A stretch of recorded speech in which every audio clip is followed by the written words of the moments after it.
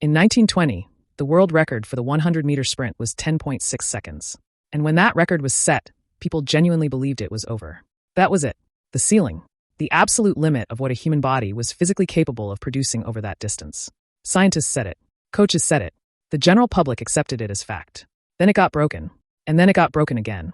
And then in 1968, nearly 50 years after that supposedly unbreakable record, multiple sprinters crossed the line in under 10 seconds. 9.9 seconds. And again, the same conversation started. That's the limit. Nobody goes faster than that. And the human body simply cannot do it. Then comes Usain Bolt. He ran 9.58 seconds in 2009 and made everyone look ridiculous again. And right now, today, there are still people saying the same thing they've been saying for 100 years. That nobody can break the current record. That we've hit the wall. That this is finally actually genuinely it. So let's actually answer the question properly. Not with opinions. Not with gut feelings. But with the real engineering behind how the human body runs. Because once you understand what's actually happening when a person sprints, and more importantly what's limiting them, the answer becomes genuinely more fascinating and more surprising than you'd expect. You might ask why we're actually terrible sprinters. Let's start with the uncomfortable truth. As sprinters, as pure flat-out speed machines, humans are not impressive. At all. And you don't need a biology degree to see why.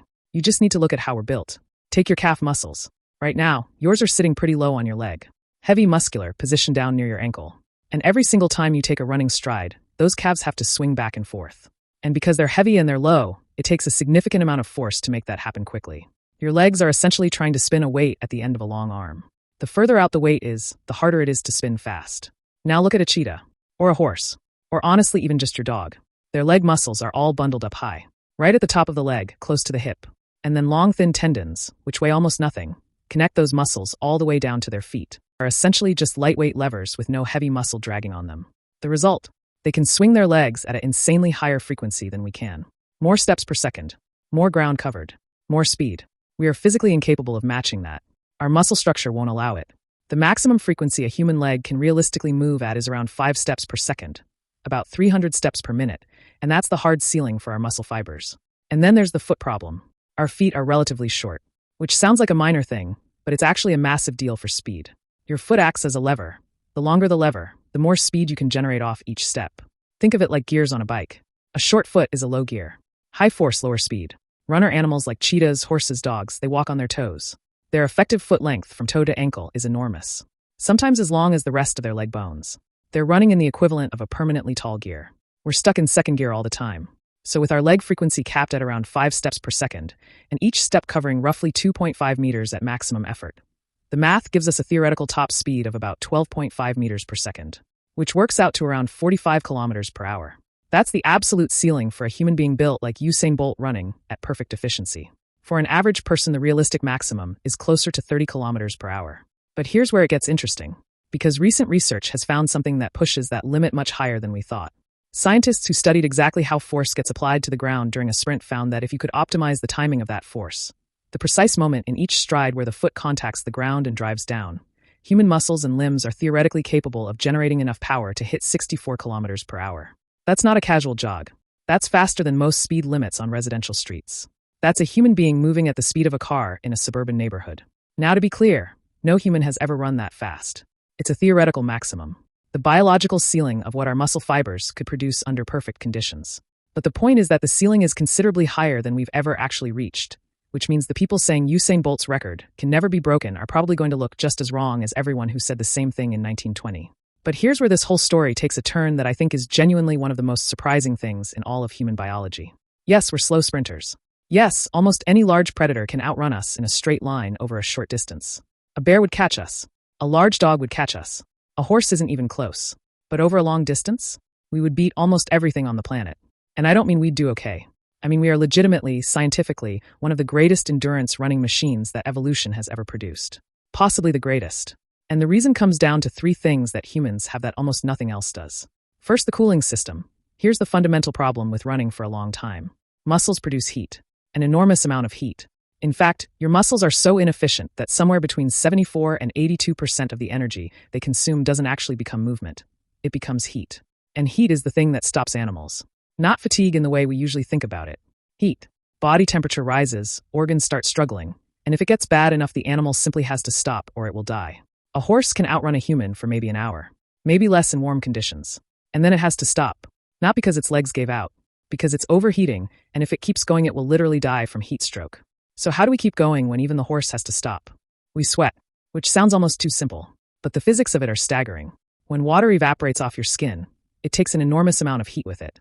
Every single gram of sweat that evaporates removes around 2,300 joules of heat from your body. A serious athlete can produce up to 3 liters of sweat per hour. Do the math, and that works out to almost 2 kilowatts of cooling power. Running continuously. As long as you keep sweating and you have water to replace what you're losing. That is why we have no fur. Fur would trap the sweat against the skin and prevent it from evaporating. The cooling system wouldn't work. We lost the fur specifically to keep the cooling system running. And horses sweat too. But their fur, even short fur, makes the evaporation far less efficient. Their cooling system is simply not in the same league as ours. This is why in genuinely hot conditions, above about 25 degrees, a human runner will eventually overtake a horse over a long enough distance. The horse has to stop and cool down. The human just needs water and can keep going. The second thing is almost no other animal can do. When you walk, you put your whole foot flat on the ground, heel to toe. And when you do that, your calf muscles barely activate. You're using the minimal amount of muscle possible, consuming the minimum amount of energy, producing the minimum amount of heat. Walking on flat feet is one of the most energy-efficient ways to travel on land that exists. When you run, you shift up onto the front of your foot. Your heel comes up. Your calf engages fully. Your entire leg mechanism switches into a different mode. More power, more speed, more energy. You have 2 gears. A slow, efficient one and a fast, powerful one. Now go watch a dog walk slowly. Or a cat. Or a horse. They're always on their toes. Always. Even at their slowest walking pace, they cannot put their heels down, which means their muscles are always partially engaged. Always burning energy. Always producing heat. Even when they're trying to conserve energy, they can't fully switch off. We can. When we walk, we are genuinely, mechanically, in a low gear in a way that other animals simply aren't.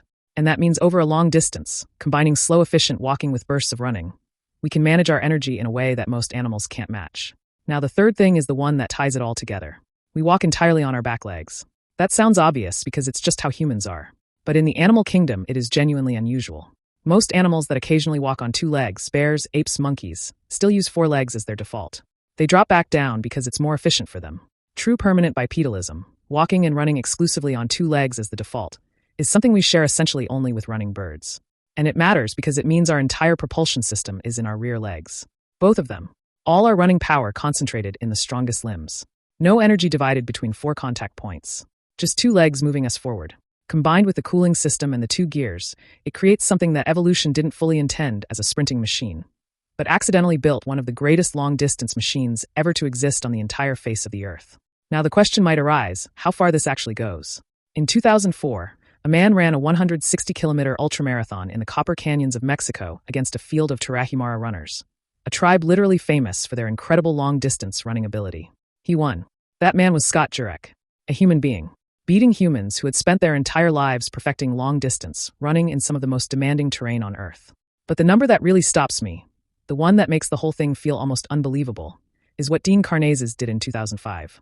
He ran 563 kilometers without stopping. Not 563 kilometers over several days with sleep breaks. Without stopping. He ran for 80 hours and 44 minutes continuously. No other mammal on Earth can do that. Not a horse. Not a dog. Not a camel. Nothing. A camel, which people assume is the ultimate endurance animal, can travel for 8 to 10 hours at a stretch, but at the pace of a fast-walking human. And that's it. It has to stop. It can't sustain rail running efforts for long because it can't afford to sweat the way we do. Its desert environment means water conservation takes priority over cooling efficiency. So its body temperature creeps up and it slows down. The pronghorn antelope is probably the only land animal that genuinely competes with us on endurance. It can cruise at 50 kilometers per hour for 3 to 4 hours. Its windpipe is twice as wide as a human's. Its lungs are 3 times larger than an animal its size should need. It can process 5 times more oxygen than a typical mammal. It is a genuinely extraordinary running machine. The only real competition we have. But even the pronghorn eventually stops. Eventually overheats. Eventually has to rest. Karnazes ran for 80 hours. So here's the full picture. As sprinters, pure speed over a short distance, we are mediocre. But we're built wrong for it. Heavy muscles in the wrong places, short feet, limited step frequency. Our theoretical maximum speed is around 64 kilometers per hour, and we've never come anywhere close to that. Usain Bolt's record will probably be broken. The people saying it won't are making the same mistake people made in 1920 and in 1968. And every other time someone decided they'd identified the final ceiling of human performance. But as endurance runners, as distance machines built for covering ground over hours and days in hot conditions, We are almost without equal on this planet. Not because we're the fastest, not because we're the strongest, but because we can sweat, we have 2 gears, and we walk on our back legs. 3 things that together turned a relatively slow, relatively weak primate into something that can run for 80 hours straight. Which might be the most underrated fact about human beings that exists.